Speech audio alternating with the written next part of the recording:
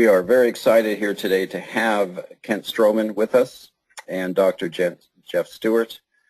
Kent, we will introduce shortly, but I just want to give you a couple of quick housekeeping notes here. We want to make sure that you can get the greatest value from your presentation today, from your webinar. We want you to ask questions, so you can use the chat feature or the questions feature on your user interface. Whichever is most intuitive for you, feel free to just jump in and ask us a question. We have a very full audience today, and we appreciate your The broadcast is now starting. All attendees are in listen-only mode. So you can ask us a question about this event, Building the Board of Your Dreams, and you can ask us a question by simply emailing me, victor@businessperformanceusa.org. And you can watch this webinar and other webinars by Kent Stroman on demand at businessperformanceusa.org. All you need to do is just sign up. It's all free. Membership is free. The webinars are free, because that's why we're here, to serve you and share our knowledge with you. So we welcome that. And again, feel free to chat with us. We want to introduce you today to Kent Stroman here. Kent is a remarkable man. He's just one of those people, when you meet him, you just think, wow, that's a really great guy, because he's very genuine in what he does and how he serves others. So we want you to understand who you will be interacting with today. It's important to know that Ken is regarded as America's asking coach, because if you don't ask, you won't receive. And to me, that's kind of a humble proposition. But Kent Stroman is a talented speaker. He's an insightful author. He's an effective communicator and publisher. Kent's purpose in life is to equip, inspire, encourage, and he does that with his actions. He accomplishes this through speaking, writing, teaching, consulting, executive coaching. And after a 25-year career in higher education, Kent launched Stroman and Associates, is consulting in fundraising, board governance, strategic planning, and leadership development. Kent holds numerous credentials, including a Certified Fundraising Executive, CFRE, and in 2012, Kent created the Institute for Conversational Fundraising with the mission of equipping leaders to dramatically transform their fundraising results, and he's proven that to be the case, and kudos to him. Kent is also a frequent speaker and presenter to regional, national, and international audiences. And we're honored today to have Kent join our team, as well as Dr. Jeff Stewart. And Kent, I'm going to shift things over to you now and let you take over. Well, thank you, Victor, and good afternoon, everybody. It looks like, I think we're up and running. I'm going to see if I can change my screen. Maybe you're going to see my control panel after all. But today, our topic, as Victor said, is hello, goodbye, creating the board of your dreams. And in the meantime, I'm trying to figure out how to get this thing off my screen. There we go. Real quick outline. We have an introduction. We'll just kind of touch briefly on the overall topic. Then I'm going to share 9 keys with you, 9 keys on forming the ideal board. We're going to look at the gap analysis, and there's an 8-step recruitment process I want to share with you, and then also want to touch base on the expectation of service. And as it relates to questions and answers, if you have questions, please feel free to ask them anytime through the chat box. And when we get those, Jeff, if you'll go ahead and share them, I'll be happy to respond as we go. The other thing I want to mention is that I will be referring to the handout packet that you received when you signed up for today's webinar. And there's really some rich content in there, and periodically I'll be making reference to that by page number. So then we're going to wrap up and be finished at the top of the hour. So with that, by way of introduction, Kent, I apologize, want to ask, Victor. what is your experience? Kent, I apologize for jumping Yes. in. I'm remiss that there's a few individuals that may not have received the workbook. It was on an email that sent out to you a link, but if you don't have the workbook, send me a chat. You can send it personally and give me your email address and we will email the workbook to you because it will be helpful in your experience in learning here with Kent. So just email us or chat us your email address and we'll get the link for downloading that document to you. Sorry, Kent. Sorry to interrupt. Oh, no problem. Thanks for taking care of that, Victor. So I want to ask you to rate your board experience, and perhaps you have served on multiple boards or maybe are involved in more than one organization right now. But for today's topic, let me just ask you to choose one, just one. And first of all, I want to ask if you will rate your experience. So on a scale of 1 to 5, and let's say that that 5 is the dream board, dream come true. And on the other end of the scale, 1 is a nightmare. How would you rate your experience with the board that you're focused on right at this point? So if you would, just jot down a number from 1 to 5 to rate the board experience. And so I've got 2 big questions that I want to ask you with respect to that board. Number 1, why is it? Why is your rating as it is? What are the factors that contribute towards either the dream come true or the nightmare? And then question number 2, what would have to happen for that to change? For the sake of conversation, let's say that you rate your present board experience at something less than a 5. What would have to happen for it to move into 5 territory? Big question, and as we go along, I want to encourage you to be as specific as possible. And so as we do that, I've got another question I want to ask, and that is, what does board building have to do with this popular 1967 song? Perhaps you remember, anybody out there remember the Beatles? And so this was actually a single. On one side, the song was Hello Goodbye, and on the other side says, I am the walrus. Boy, how well do I remember those days. But so in the song, it says, you say hello, and I say goodbye. And with any constructive relationship, there's a hello moment. Sometimes we come to those goodbye moments. And so I want to talk about the hello of board building and also address the goodbye. So with that, let's just jump right into 9 keys to forming the ideal board. And Kent? if you have the handout packet, this is on page number 2. Kent, Victor here. Just to give you a little perspective on people's feedback and rating their board. I'm not going to give names. We've got a 4, a 2, a 2, another 4. We've got a comment of poor alignment, and there's other comments as well. But so that's a quick snapshot on how some of the boards are rated: 4, 2, 2, and 4. Thanks, Kent. Okay, yeah, so we have quite a variety, and so I think all of us are focused on the same purpose, and that is that we want to move from where we are to some place that's closer to the ideal. And so when we talk about 9 keys to forming the ideal board, do I think we're going to leave today's session and have an ideal board? No way. However, I think if we can get a clear picture of what an ideal board looks like and how we might get from where we are to where we want to be, it gives us an opportunity to move closer toward that ideal. So let's begin with key number 1. And that is to determine your objective. So the big question here is, what do we need a board for anyhow? Why do we need a board? And you would think, well, the answer to that question is obvious, but let me assure you the answers will vary from one end of the spectrum to another. So the question that I want to ask you is to think about your organization at today's point in time, where we are in our own history of development. What would the ideal board look like? What is ideal? What is not ideal? Zero in on a very clear objective. Now, I was meeting with a group of board members the other day, and they said, well, we're a working board. People on our board, they really roll up their sleeves, they pitch in, they do what needs to be done. And let me just say that essentially that's where virtually every organization begins. We begin with a boatload of passion and a handful of committed volunteers, people who are dedicated to seeing the mission fulfilled.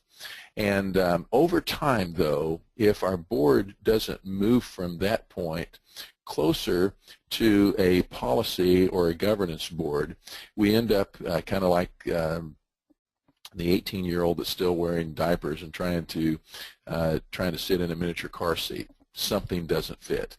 So again, ask yourself the question, why do we need a board? What would the ideal board for our organization look like today? And how are we like that picture, and how are we not like that? And so with that, let's move to key number 2. And here is that we want to develop the profile of your ideal board. Now, I can give you a profile of what would be ideal for a given organization that's not yours at a different point in time. But when you think about the profile of your ideal board, you want to ask the question, who should be involved on the board, and who should be shaping the board? So we're going to come back and go into more depth on that later, but let me just make a couple of overall suggestions as it relates to populating the board or bringing people onto the board. In my experience, I believe the most important thing that any board of any charitable organization, the most important thing that we do is to decide who joins the board. That selection process is crucial, and the success that we achieve in that area will pay dividends for many, many years. On the other hand, if we fall short, our failures will impact our organization for many, many years. So it's a very important matter to decide who comes on the board. A couple of other suggestions that I want to give is, as you think about recruiting board members, always recruit up. If we have historically recruited, let's say, at the management level, then let's step it up to the division leader. If we're selecting division leaders, let's recruit the vice president level. Or if we're already doing that, step it up to a level, let's recruit corporate presidents. Or where can we go from there to the CEO or the board chair level of other key organizations. Ken? The third comment I want to make as it relates to profile of the ideal board, was there a comment? Ken, Victor here. And that is, okay, go ahead, Victor. I apologize. It seems like our audio has a little delay, so it's difficult to jump in and be polite about it. A quick question here on this topic, since you're mentioning corporate boards. We have a question about, are board objectives different than corporate objectives in terms of building? So you're building a corporate board or a board for a nonprofit and fundraising entity. Yeah, so very good question. And I'm going to say, regardless of which board, in either case, the function that I'm going to attach to the role of the board, whether it's a board of directors or board of trustees, is to govern the organization. Three of the core issues there have to do with it's the board's responsibility to set the direction, the destination, and the duration. And again, whether corporate or charitable, the same thing would be true. We want to have a clear sense established by the board. What direction are we moving? Up or down, back, forward, right, left, north or south? What's the destination? In other words, when we arrive, where should we be? And the duration, when do we want to get there? And so, although most of my comments will be focused on the board of the charitable organization, I want to suggest that the principles are all relevant regardless of which style of board that we're involved with. And so, you know, I mentioned the thing, there is a board member ahead. It is a caution. It's a caution attached to an opportunity. And so the third piece of advice I want to give is to always recruit individuals in whom we see the potential of one day being the board chair. Now, does that mean everybody we recruit is going to become chairman of the board? No way. However, if we always recruit people in whom we see that potential, we can expect to avoid the undesirable situation of a leadership vacuum.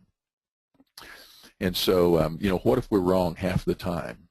We still have half a board of potential board chairs from whom to select. So with that, let me move to key number 3, and that is that we want to assess the existing board resources. Now, as I mentioned, we're going to go in more depth later on, but at this point, just let it suffice to say that within our board, let's assess where are the strengths, where are the deficiencies. Do we have distractions and diversions that need to be considered? We're making an assessment of the landscape as it exists, and this will, in terms of forming the ideal board, it helps us to know what we have. Once we have that, then we want to move into step number 4. Actually, before we go there, let me just share a little picture with you. Board profile. Is this a profile in your boardroom? Someone has snoozed off to sleep and actually become a pigeon roost. Well, if that is the case, we want to move beyond that. How do we do it? And it's with step number 4, which is to recruit strategically. What do I mean, recruit strategically? I want you to evaluate the process and the players. And as we come back in the later part of today's presentation, you'll see exactly what I mean by that. But let me just illustrate. We want to have the right tool for the job. Ken, quick comment here.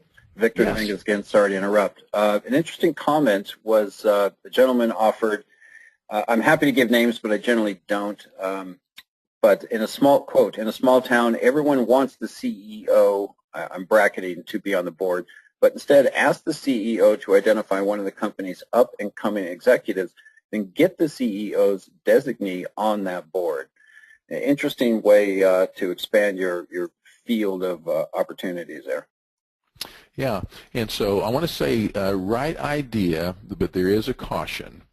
And one of the things that we want to really be cautious of is what may be perceived as delegating the selection to the CEO. The person that he or she views as the ideal member of that board may be, maybe not. And so that's one of those places where we want to ask for suggestions rather than asking for selections or decisions, and we'll zero in on that. So that, frankly, that ties in very nicely when we're talking about the right tool for the job. You'll notice we have an apple tree loaded with apples. That is not in Oklahoma today. We've got a brutal cold setting in. But when we think about an apple tree and a harvest, what is the right tool for the job? Is it a saw? Or is it an apple picking basket? Well, in order to answer that question, we really need to know what is the job before we can know what is the right tool. And so if the job is, if our objective is to get lumber from this tree, then a saw will be just the perfect tool. However, if our objective is that we want to bake apple pies, and not just this fall, this Thanksgiving, but next year and the year after and the year after that, then let's don't use a saw, let's use the apple picker. So we want to be able to identify what is the job and what is the right tool for it. Let's do the very same thing when we're building our board. What is needed? And then we go out and recruit those qualities. In order to do that, let's shift to key number 5, building the ideal board, and that is to have meaningful orientation. I cannot tell you how often I've had board members make comments along this line. We don't understand those reports. I've never seen the bylaws before. What do you mean we're in financial trouble? And that's a result of either a poor, an absent, or an inadequate orientation. Later on today, I'm going to share with you an approach to recruiting board members, and you'll notice that in the process of recruiting board members, before we even ask them to accept a nomination or an election to the board, I'm going to cover a lot of the topics that are oftentimes saved for orientation. I want my board members pre-oriented so that they can make a wise decision before they come on the board. Is this the right organization for them to partner with or not? So meaningful orientation. Key number 6, before we go to key number 6, there are 2 insights I just want to share with you. And number 1 is, as we're building our board, let's don't assume. And we also say no guessing, no assuming, no guessing. And so as it relates to orientation, and later when we talk about training and utilization, we want to get in the business of very actively asking people about their interests, about their skills, abilities, about what they want to bring to the party, so to speak, and engage them in such a way that's meaningful to them. And so with that, on key number 6, we'll be involved in ongoing training. Now, a big question that I'll just ask, and again, evaluate the boards with which you're associated right now, whether you're a member of that board or perhaps you're on the staff and responding to the board. Who on your board has gone to board member training?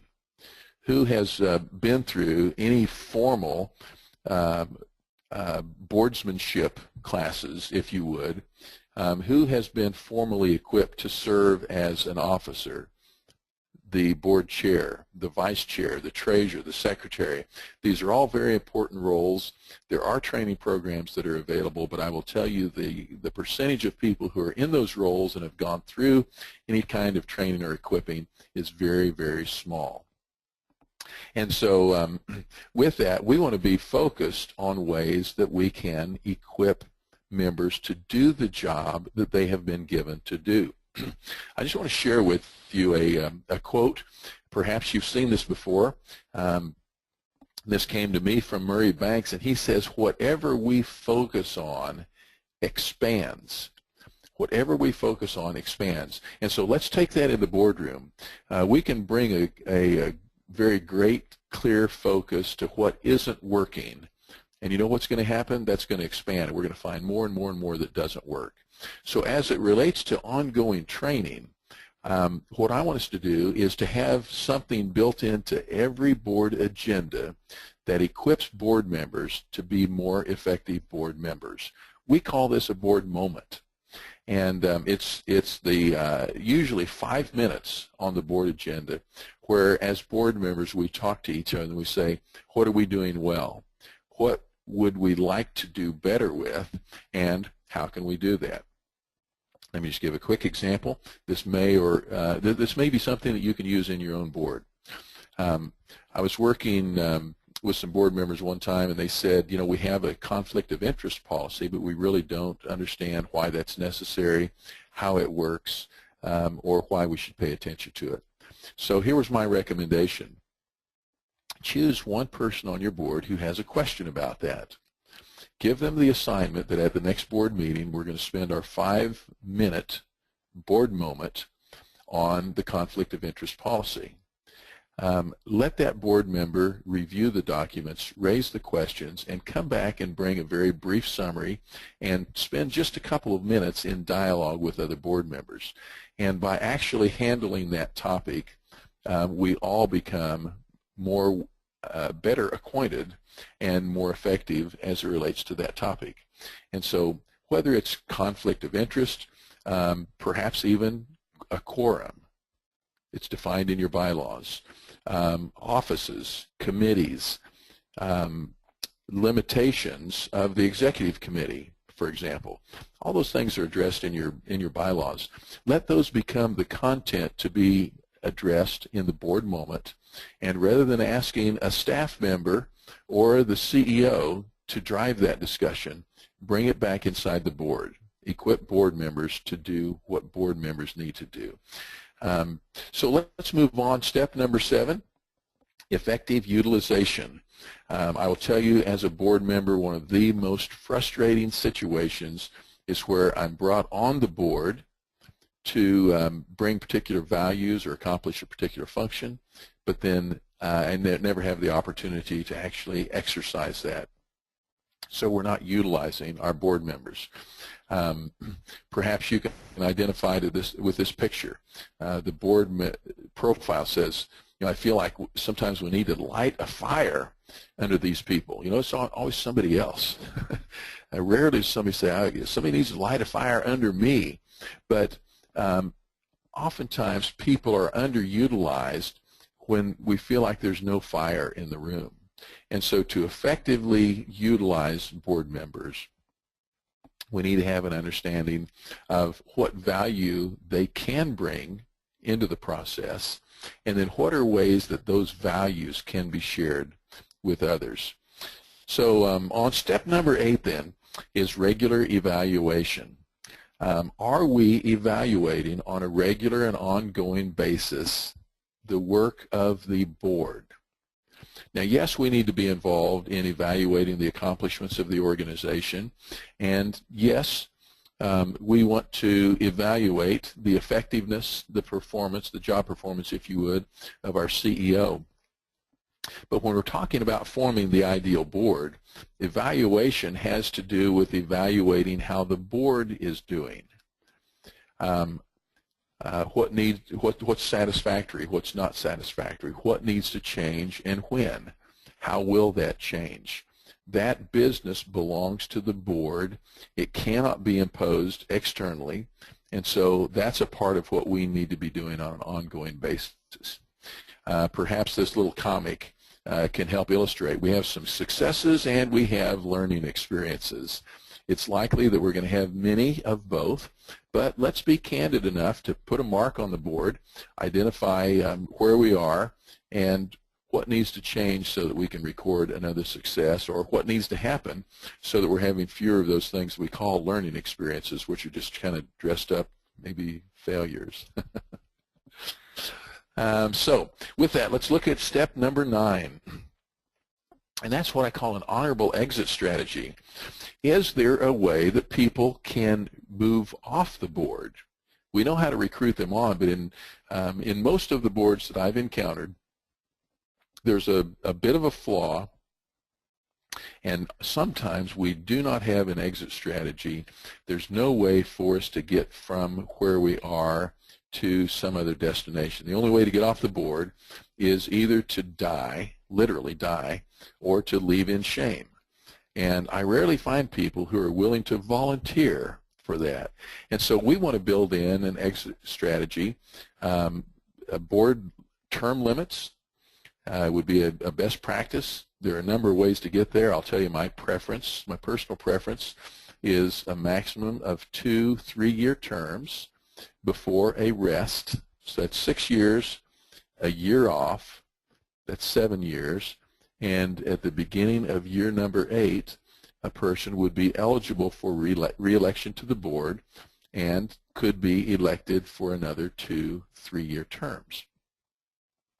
But keep in mind, what do we say, that things don't always turn out as planned. So we want to stay focused. Here's an illustration. Things don't always turn out as planned, right? We saved the screaming lady from the burning building. The pitch was off just a little bit. She bounces right into the window of another burning building. Well, sometimes our exit strategies turn out that way, and we want to be a bit more effective. And so with that, we've talked about part of the hello process. Let me just talk about the goodbye. We're going our separate ways. And, you know, it's okay for people to leave the board. It doesn't have to be a life sentence. You want to be cautious about how we do that, how we say goodbye. This poor soul, you know, he was in love with his girlfriend, Jane, and but then at some point the tattoo got marked out, and she was replaced with Kim, and then Sarah and Lisa, and today it's Tracy. Well, we've got to have a different way to go about that. So how do board members leave? And typically, we want to have a well-established exit process. I will tell you that I was on a board up until about a year ago. No, It was just a few months ago. I was on a board that did not have term limits in place. I was on that board for nearly 15 years, an excellent board, but I felt like it was time for me to rotate off. Here's what I did. A year ago, I just announced that this will be my last year on the board, and then I'll be resigning. That's a board member initiated exit. Let me say that that's more comfortable generally than the one that's initiated by somebody other than the board member or the term limit. Correct? So I just realized that this next slide doesn't make any sense, so we're going to go right on past it. There are three crucial questions that need to be raised as it relates to the board gap analysis. So right now I'm referring in your packet to pages 3 and 4. And page 4 is simply a continuation of page 3. This is a board selection matrix. It helps us to look at expertise, skills, and other qualities that are essential in any given board. So crucial question number 1 on our board, what do we need? What are the qualities that will be essential to move us to the next level of fulfilling our mission? What is needed?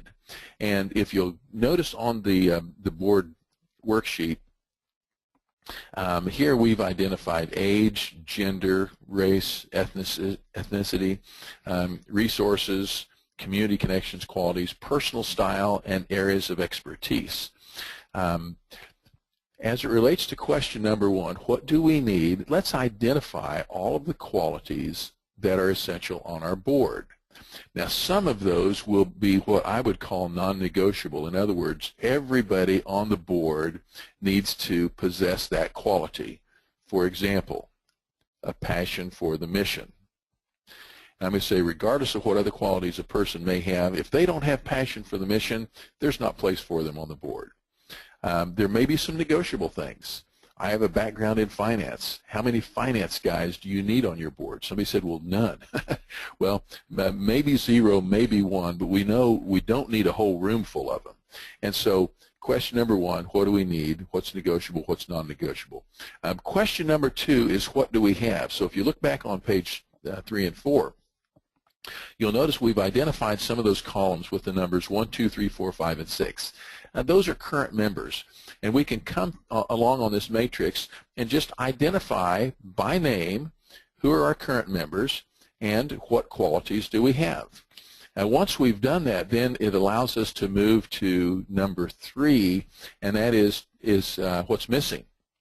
And so let's identify then where the gaps are on our board between what we have and what we need. Once we've done that, and that's on the right-hand side of the dark line, or the columns that are marked prospective members with the letters A through F. This is going to give us an idea or an opportunity to identify exactly which qualities that we want in each of our next 6 board members. So that's our gap analysis, a way that we can really hone in on what's needed. So real quickly, and you know, I wish we had a whole day for this. I get excited. I love this stuff. But let's just run through real quick an 8-step recruitment process for your board members. Notice on the screen we say this is after you've completed your gap analysis. So now that we know what we're looking for from the standpoint of qualities or characteristics, step number 1 is to start with a prospect information sheet. So if you go in your packet, page number 6, here is a sample prospective board member info sheet. And this is just a sample, so adjust it so that it fits exactly right for your organization. But this is a way that current members of the board can give us information about people that they're suggesting. This is not an election sheet. I'm going to call this a suggestion sheet. Here's a name of somebody that I'm thinking of. And I want to give as much information as possible on that person so that we can begin an evaluation on a well-informed basis.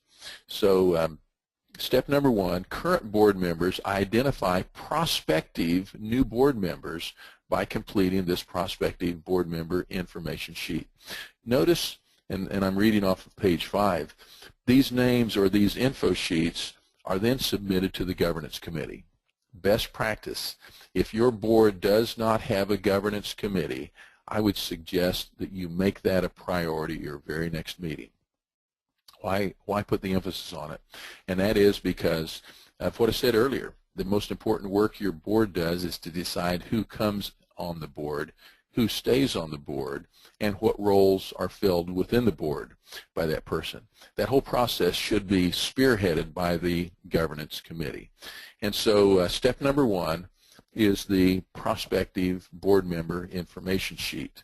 Step number 2 is that we want to compile a list of prospects. How do we go about that? The governance committee puts together a confidential list of prospective board members that have come to us from the information sheets that have been provided by other board members. Ask others in the community who should be on our board. Here are the needs that we have. What are some names? Now, again, we're not asking them to make nominations, but they're just putting some names in the hopper, so to speak, compiling a list of prospective board members. So that leads us into step number 3, which is board pre-approval. Now, this is so important.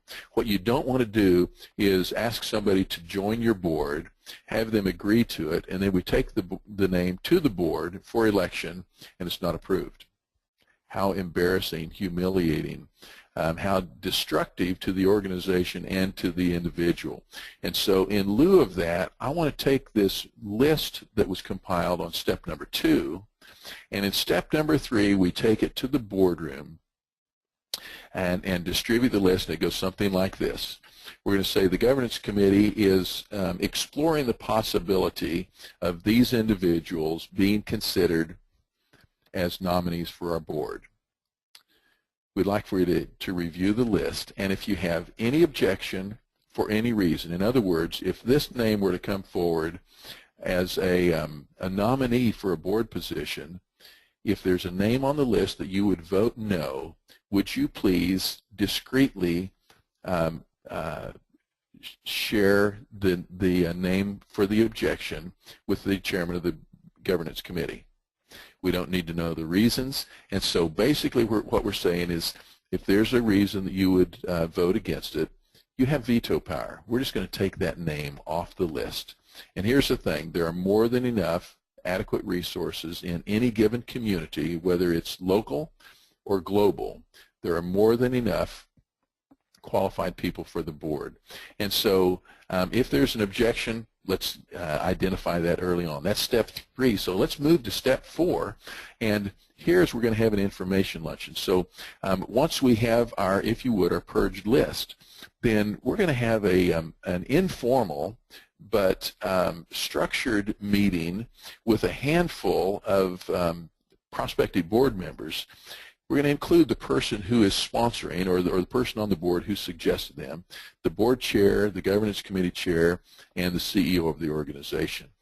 You can see on page 5 we've identified some things that would be reviewed during that luncheon.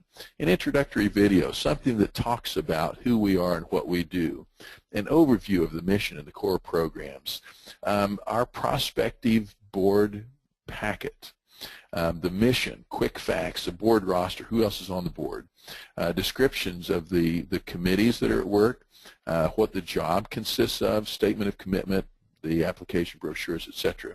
And then also a review of the time requirements and what is the selection process and what are the expectations. So when I talk about pre-orientation, this is exactly what I'm referring to. And we want to have potential board members be very well informed. So again, if they are elected to the board, they know exactly what they've been elected to. They know what they're saying yes to. So that's our board information luncheon. As we move to step number 5, Here we're going to assess the interest of both parties after the luncheon. And so the question that we want to raise is, at the individual level, if we were to invite you to join the board, is that something that you'd be open to? Yes or no? Either way is fine. And at the same time, internally, we're asking the same question.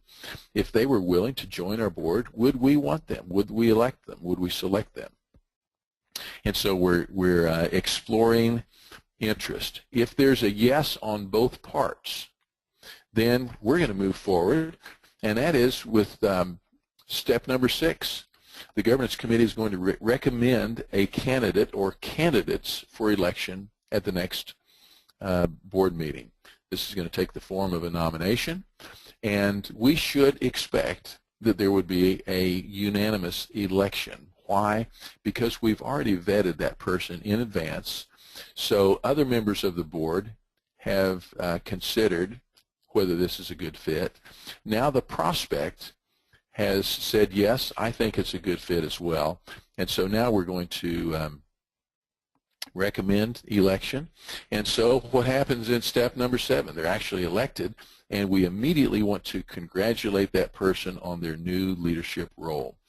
Pretty straightforward. That leads us into step number 8, and this is the formal orientation.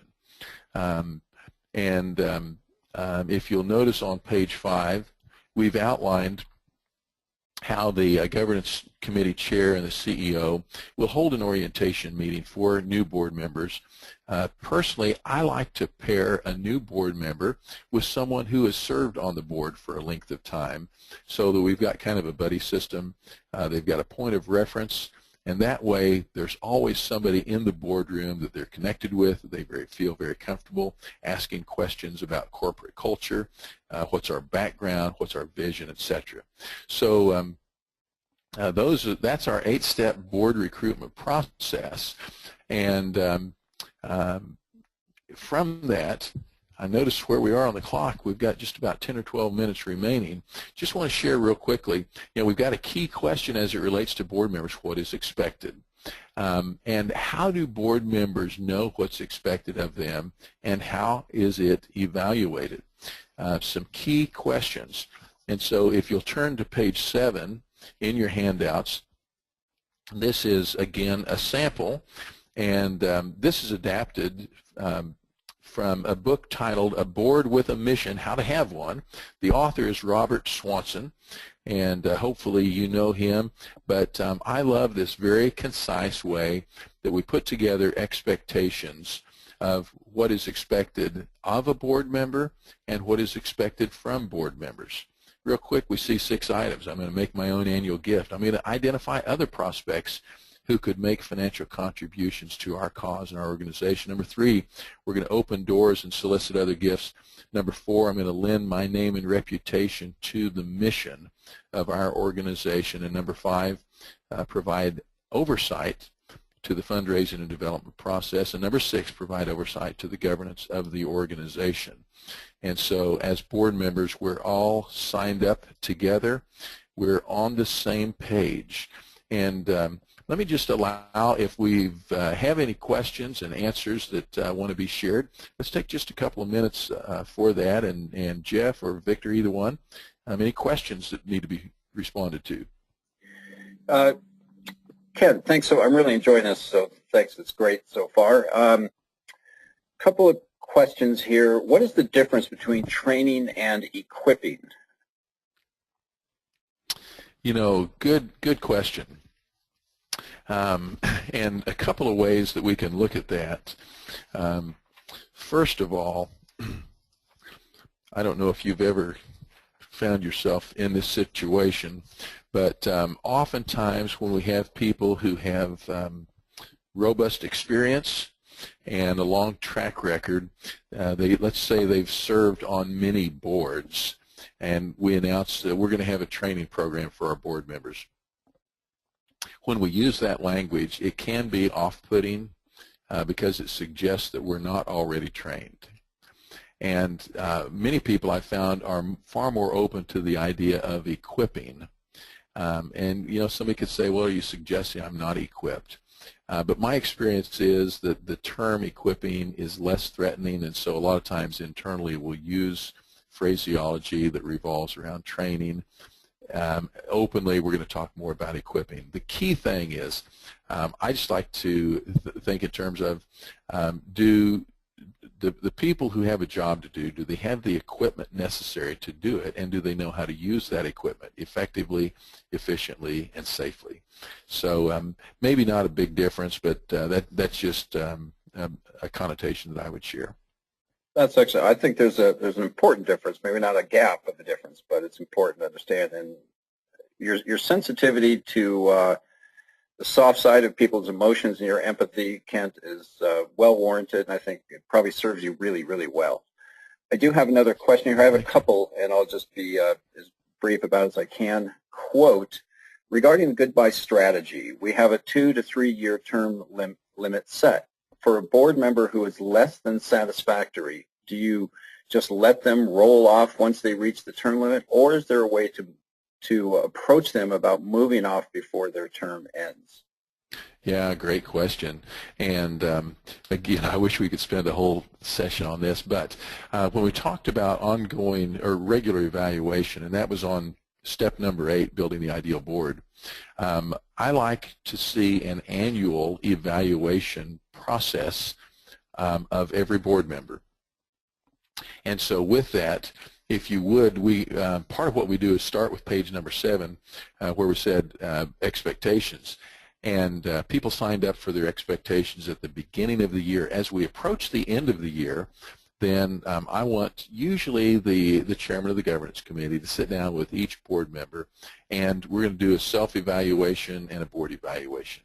How would you rate the last year as a board member? Here's the expectation, here's the actual performance, where are the gaps?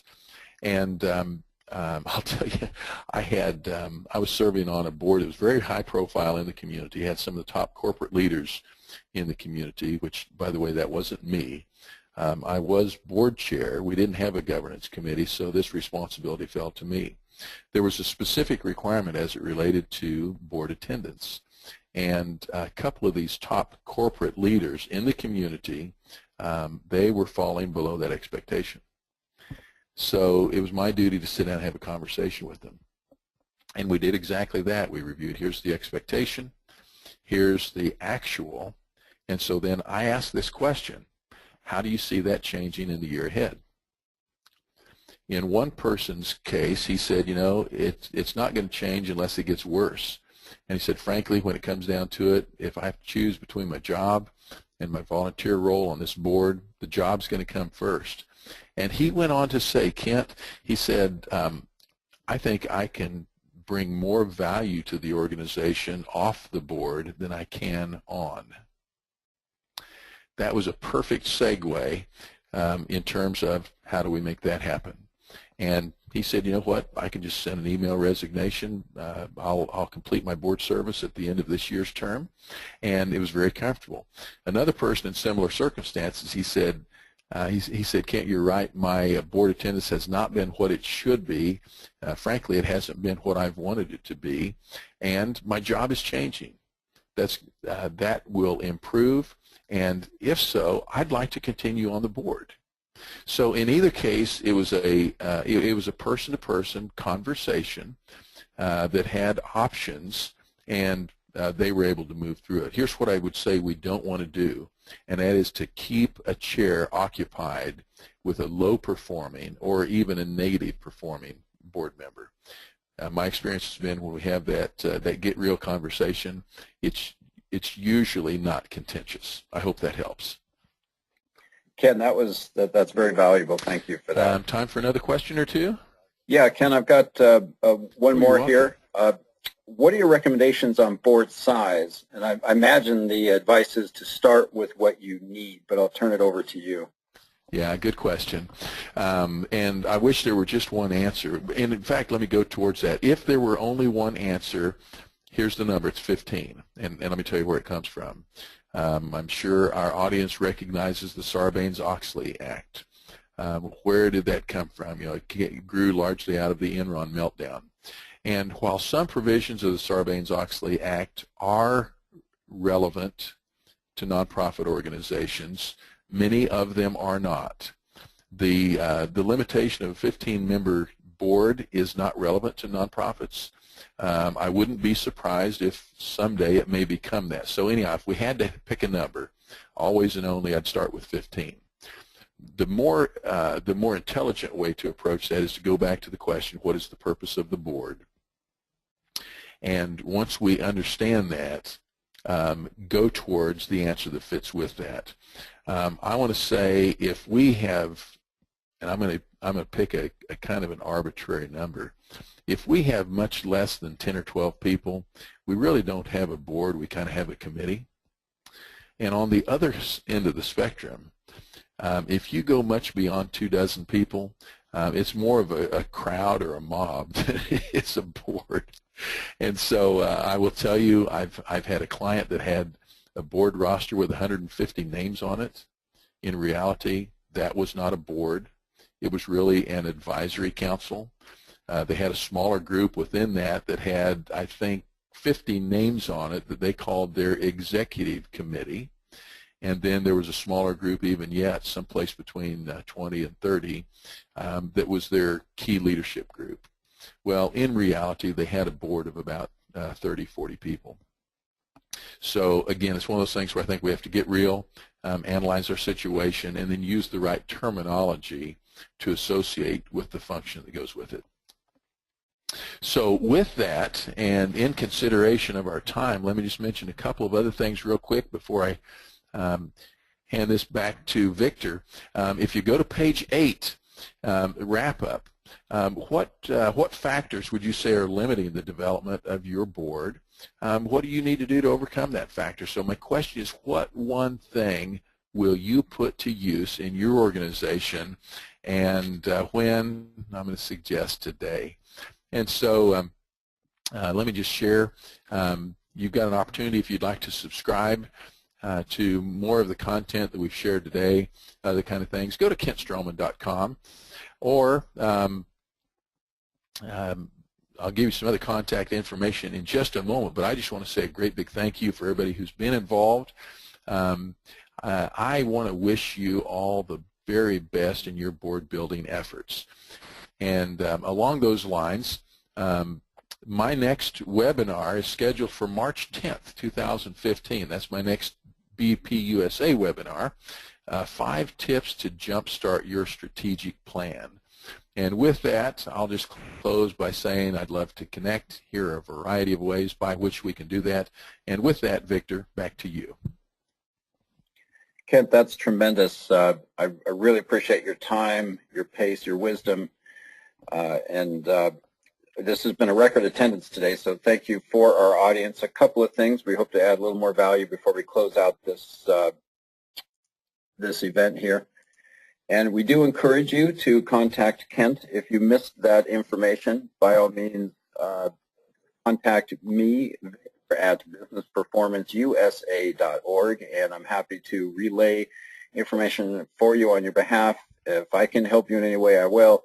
Certainly, if we didn't answer your question, let's communicate, and Kent is very generous, as you can tell, and let's get your questions answered. We do have additional webinars coming up. Business Performance USA produces a webinar every week for a private sector, public sector, nonprofit sector. We believe in abundance and prosperity, and we want to help our communities grow by sharing the wealth in both knowledge, education, spirituality, and of course, let's just make some money so we can help others and give back. We've got Nonverbal Communication by Emily Shoup on 11/18. She's wonderful and can help you manage your board just by that topic alone. Another partner of ours, Cynthia Stewart, managing partner of Evermore Services, is producing a webinar on Thanksgiving special, 5 Essentials of High Trust Businesses. That is applicable as well to nonprofits, so important. And Filling the Gap, Nancy Roberts runs and operates and owns a background screening company. So if you are bringing people into your organization, you really need to make sure they are the quality people and they will contribute to the culture, not drain the culture. And there's Certainly risk management and compliance issues as well with who you bring in, and Nancy Roberts in Track 1 can help you with that.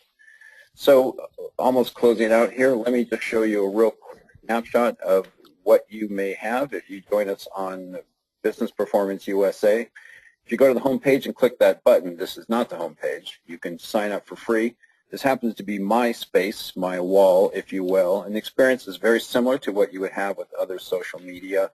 This is where you can come and ask us questions, meet others who share the same passions as you, and together, by sharing our knowledge, we're all stronger, wiser, and ready to take on the world and make meaningful change. So this is our baby, this is our world, and you're welcome to it. So sign up, join us, ask us a question. You can watch Kent's 4 other webinars and really build your knowledge and strength in building your organization and fulfilling your missions and goals. And I think that's about it. So again, I can't thank you enough. I'm just wildly encouraged by the folks that are on this call. I've gotten to meet some of you, talk to some of you, and I greatly admire the missions and causes that you endeavor in every day with your boards and how you're meaning to serve the world and your constituents. So thank you, and kudos to everyone. Of course, kudos to Kent Stroman and my partners, Dr. Jeff Stewart and Cynthia Stewart. This is Business Performance USA. Contact us. Let's work it out. Take care, everyone.